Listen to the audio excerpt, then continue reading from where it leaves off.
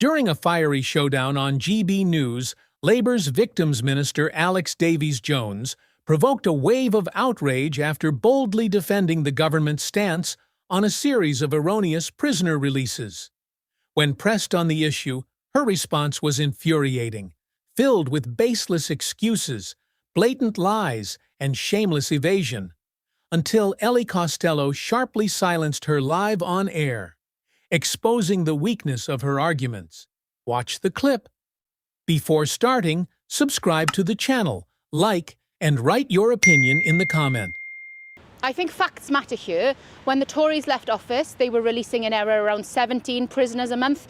It's now around 22 prisoners released in error a month. But any prisoner released in error a month is unacceptable. That is why we need to take action.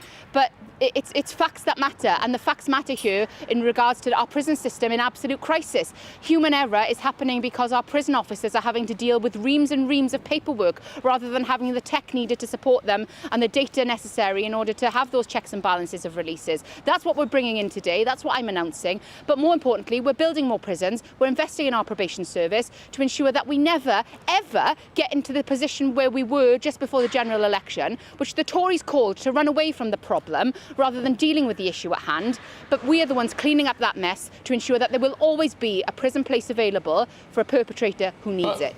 Share your thoughts in the comments below. Don't forget to hit the like button and subscribe to the channel.